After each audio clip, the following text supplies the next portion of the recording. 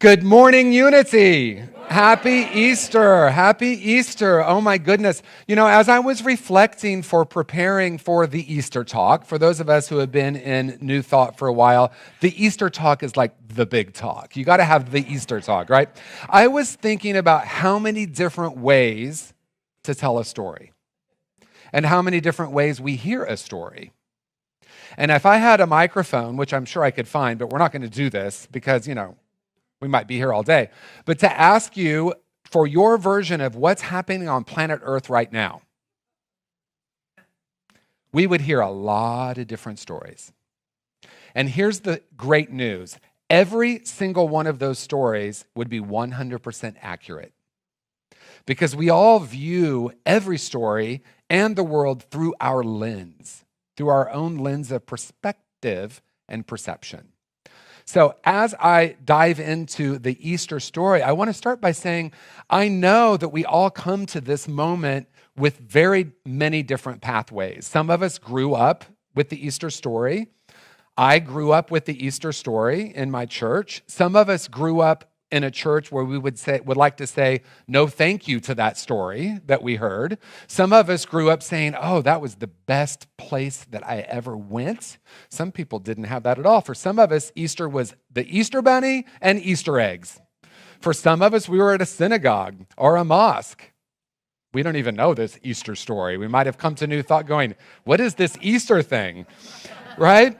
And so I wanted to start with that because when we look at the story, we can look at it through different lenses. And the last time I was here, I talked briefly about the 4 levels of consciousness that came to me once in a meditation that I've given 4 different words, and I'm just going to briefly go through them. Martyr, magical thinking, metaphysical, and mystical. And the first time I ever spoke, I gave a talk called Beyond Metaphysics, talking about us shifting from the metaphysical perspective into the mystical perspective, which is oneness. And someone came up to me afterward and said, have you ever heard Michael Beckwith speak? He says almost the exact same thing. I hadn't ever known that, but what is beautiful about that is we pick that up in consciousness. And having now become his friend, we talked about picking that up in consciousness, and we have a little bit different way we say it or frame it, but the bottom line is we have a choice in how we view the world and the story. Do I want to view it through the martyr lens? Things happen to me. I'm a victim to the world. Do I want to move into the ever popular and fun stage of I make things happen? That's a fun one, isn't it? That's what a lot of us come into New Thought. We're like, no, I'm not a victim. I make it happen. Vision board, manifestation, perfect partner. And if you're anything like me, you manifested it all. And then it's like, oh, is that all? Right? Is that all? And then we might move into the metaphysical, which is things happen through me. And then ultimately we might have an opportunity to shift into mystical, which is the awareness that there's only one of us here. The awareness that is beyond words or thought, that we are each a perfect expression of the one power and one presence. Because doesn't it sound good, Unity's first principle? Like, there's only one power and one presence active in my life and in the universe, except for that one political figure. That person's not part of source energy. That can't be true. I'm not that person. I remember about maybe 20 years ago, I went to a workshop and we were instructed to reach under our chair and there was a piece of paper with a word on it. And we were to find a person in the room and describe exactly how that word is true about us. So someone got the word loving. Oh, I can't wait to tell you how loving I am. Another person got the word spiritual. I am so spiritual. I can't wait to share how spiritual I am with you. And then another person got murderer. Can I walk up to someone and share the ways that I've been in the world where I've played the villain and the hero? And that is the place where I find compassion for what we call the human experience. And so when we explore the Easter story, I'm inviting us to shift into this mystical awareness. Because when I went to Unity Institute for several years, and first of all, okay, I'm just going to get real with y'all. I walk into Unity like, oh, I want to be a minister. I've had the calling. Oh, I've had the calling, right? And my good friend at that time, Reverend Maureen Bass, said, be careful saying that out loud. Because once you say it out loud, blankety blank might start to happen. And lo and behold, I said yes, and everything started to crumble. And then I walked into my first awareness, I guess, of the first week I did spiritual enrichment education. And I was like, what is all this Bible stuff? I didn't realize there was going to be so much Bible. I didn't grow up with the Bible. I grew up actually really loving my church, just feeling so good when I was there. But I don't think I absorbed anything they were saying. I didn't hear any you're going to hell. I don't think that was being taught there. So for some of us, we come to Unity and we have to unlearn, right? And redefine and ask ourselves, what does this story mean to me? And so when I went to school at Unity, they taught us how to metaphysically interpret stories, including the Easter story. But this is what it looked like. Go get the Metaphysical Bible Dictionary written by Charles Fillmore. And if you don't know who he is, he and his wife Myrtle are the founders of Unity in the late 1800s. And they were part of ushering in a profound new consciousness on planet Earth. That God wasn't up there, out there somewhere, and it wasn't rewarding and punishing, that we were actually source energy, and we were actually the person that was creating our life based on what do we hear? Based on what? Our thoughts, right? So it was a profound moment of moving us into the idea that we can change our thinking and change our life. And I thought, and you might get a sense, but I'm a little rebellious. That back row knows how rebellious I can be. The second to the back row, there's some of my good best friends over there. I can be a little rebellious. And I was like, wait a minute, I don't really want to interpret this story based on what someone said 100 years ago. I want to ask myself, what does this story mean to me? Has anyone in here ever done dream analysis or dream interpretation? Come on, Unity people. I know you've done it. Okay, so a lot of times we are told to read what it means in a book. Flowing down a river means a spiritual journey. Driving in a car means this. But what we want to look at as another way to interpret a dream is we're every character in the dream.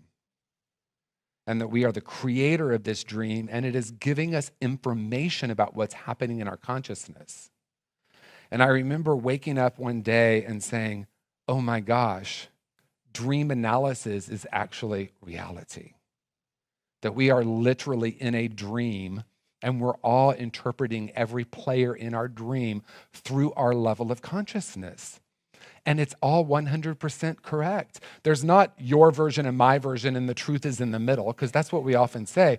There's your version and my version, and they're both 100% correct because of our lens. And so I'm going to invite us to take a look at the Easter story through this lens that we're every character, and there might be some meaning in the story for us today. And I will just right out of the gate acknowledge some of these words don't really resonate with me. Crucifixion, resurrection. Oh, we hear these words, right? They might be loaded for you, but we're going to look at the intent or the essence of the meaning, starting with a lot of people in New Thought say the crucifixion is crossing out negative thinking. Have you heard that? Crossing out negative thinking. We're going to go a little deeper today, right? You were in the first service. Are we going to go a little deeper? A little deeper. Because guess what? I'm not my thoughts.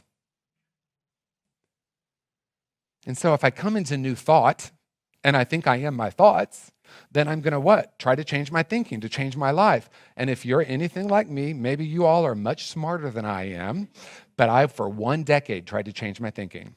A full decade in New Thought. And it sounded something like this. Oh, I shouldn't think, oh, don't think that. Oh God, oh no negative thinking. Oh my gosh, it's gonna manifest. Oh. I was part of a community that we would wear rubber bands. And if you said something negative, you remember, and then I was part of another one. Another community in the 90s in San Francisco, some of you might know which one I'm talking to, they'd say, cancel, cancel, don't say that. Cancel, cancel. I said something negative, right?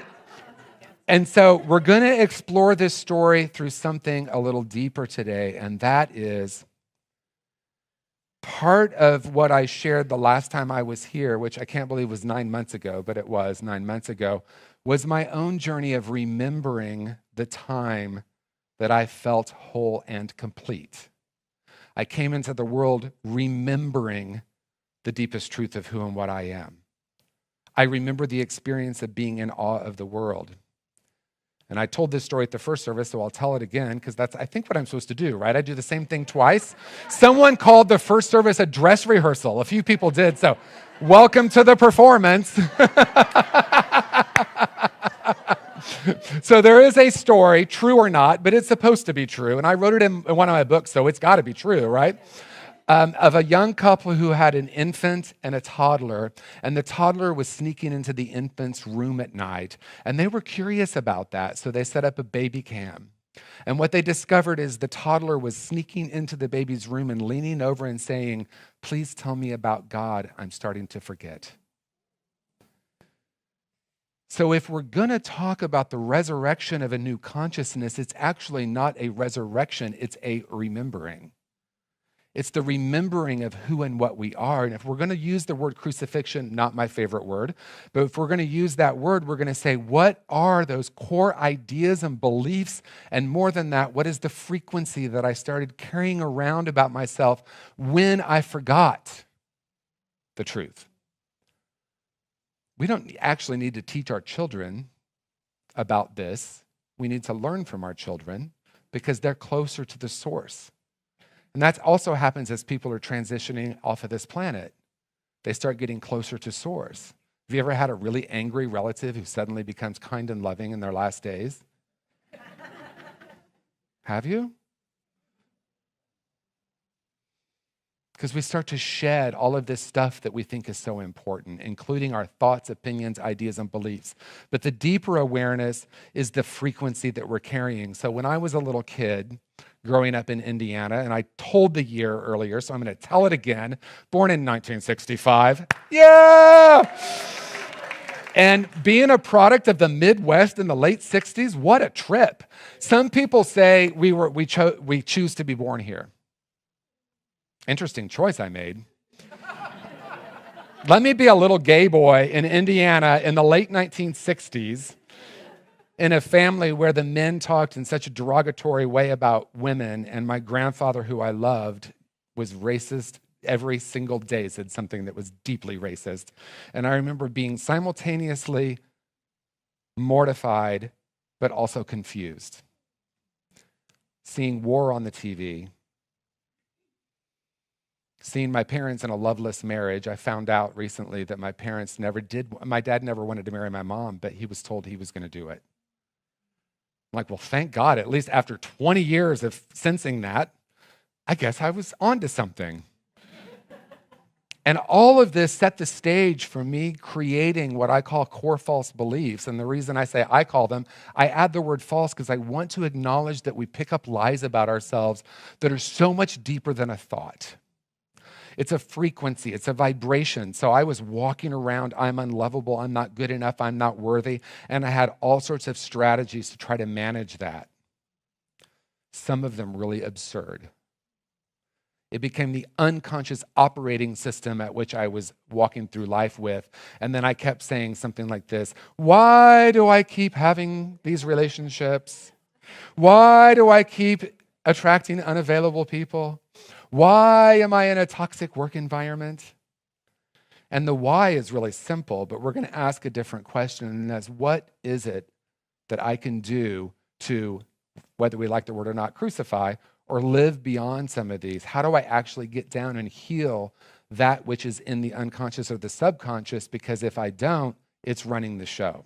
And every behavior, every thought, every action, every idea, and every relationship cannot possibly be incongruent with that. If I'm vibrating with the frequency of I'm not lovable, and I say, please love me, please love me, please love me, I will literally reject it if it shows up. And that's the great news. It is the great news. Okay, I have a what? Okay, it's the great news because then I understand the power of the frequency aligning. And once I understand, oh, my core false belief if I'm not lovable keeps attracting it, and that's not really accurate. It's actually we're attracted to it. It's actually that we cannot possibly choose anything other than that. That's the power. Because if I can continue to replicate these relationships over and over and over again, I can shift and heal what's there, have a different relationship with it. One could say crucify, but I'm going to say live beyond that. Change where I'm tuning into, because we came in as the core vibration of infinite possibility. We came in as the core vibration of love. We came in as essential. The Buddhists call it Buddha nature. There's so many words for it, source energy. So we don't have to figure out how to get there. It's what needs to be uncovered and discovered and unlearned so that I can return to that. And that, to me, is the Easter story. The Easter story is simple. It's been here all along. And for me, I spent many, many years searching outside of myself to feel whole again. And all the while, it was literally right here. And one thing we don't talk about often in the Easter story is the tomb time, which is the story, if you don't know the Easter story, is Jesus was crucified, 3 days in the tomb, and then resurrected. And then people interpret that story in all sorts of different ways across the world. The tomb time, through the mystical lens, to me would be, what is that time asking of me? That time when maybe I've become aware of one of those patterns in my life, those things that we keep replicating over and over and over again. We've shifted out of why does this keep happening to me to why do I keep choosing this? And then eventually we say, maybe why is not the question. How can I have a different relationship with this? Spending time in the silence, allowing myself to ask what's next for me before I go out and be the love and be the light. Because I know you Unity people. We just want to be, I am love, I am light, everything's love and light, right? And I think it's important for us to say what wants to be released, because we don't need to find love. We don't, that's what Rumi said. We're not here to seek for love, but to remove all the barriers that we've put on top of it. And so the Easter story to me is actually a profoundly simple story. A remembrance of who and what I am. And a remembrance of who and what I am means I can automatically see that for you. And when I can see that for you, I can see that more for me. And that's how we start to shift consciousness on the planet. And it might not even be a ripple effect. Maybe it can happen right now. Maybe it did just happen right now. If one of us in this room says, I'm not going to react to that post. I am not going to believe that I am my opinion, and if we have different opinions, therefore we can't be friends. How many of us see, well, I just can't be around my family who has different views than me? That's why I don't love the term finding a like-minded community, because I'm going to guess that we agree on a lot of stuff, but I can also guarantee that there's at least one of y'all in this room that's like, what the heck is he talking about? I don't agree with any of this. That's not the Easter story. I mean, I know my husband's mom sometimes comes to hear me speak, and she's like, that is not what Jesus said. One time the camera was next to her, and I said something, and you can hear her on camera going, that is not what he said. You need to tell TJ. You can hear her voice on the camera. It is so good. That is not what he said. Oh, my goodness. So the story really is, I'm aware that I came into the world as a spark of divinity. I'm aware that I got programmed to believe that I'm something else. I am aware, and I am now willing to question every point of view I've ever had that has kept me limited or stuck.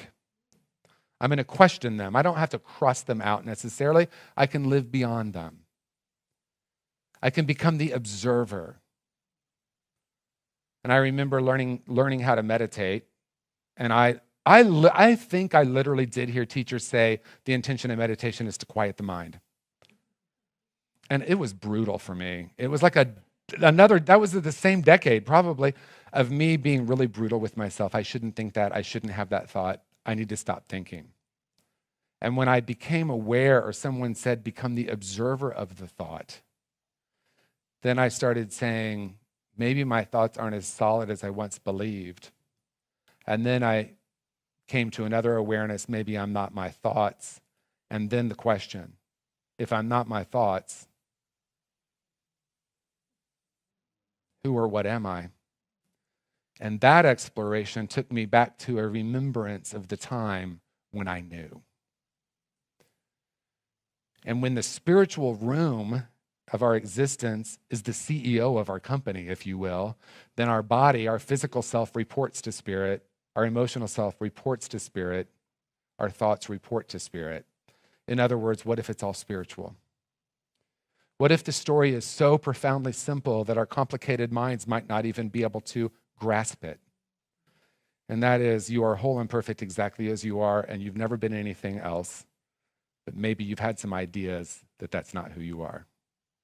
And so as we spend those 3 days, metaphorically speaking, could be literally speaking, I remember one time I was going through a very difficult time, and I had so much judgment of this other human being. And this was at Unity, of course, right?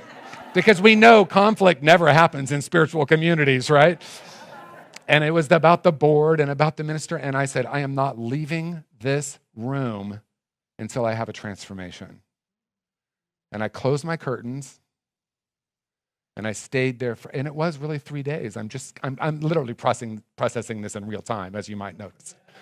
It literally was 3 days, and at the end of the 3 days, I was so aware of the truth. And I had experienced the truth once in Varanasi, India, where my ego was stripped away for just a few minutes. And it came back, of course. And the goal, I don't think the goal is to be rid of the ego like it's some horrible thing, but I had a permanent shift in my relationship with it. I realized that the ego is a vehicle for spirit. And so I was in that room for 3 days until I had the transformation, and the transformation was so beyond forgiveness, because I thought I need to figure out how to forgive these people because they're bad and wrong. And I need to be the better person. That's why I don't love the F word, forgiveness I'm talking about. Because I can make peace with that, and I can realize who I am. And so in closing, and this time I think it really is in closing, not 7 more minutes, I think it really is in closing. I just want to say the Easter story is profoundly simple. The story is each of us came into the world as a spark of divinity, and that's the truth of who and what we are. If we've ever believed anything other than that, this is a moment where you have a choice to say, that's not true. The truth of who I am is an infinite being. So I want you to repeat after me. I am love. I am light. I am joy. I am effervescent. I am here to be love. I am here to be joy. And I make a difference. And so it is. Thank you, thank you, thank you, everyone. Happy Easter, happy Easter. Thank you, thank you, thank you, thank you. Thank you, everyone.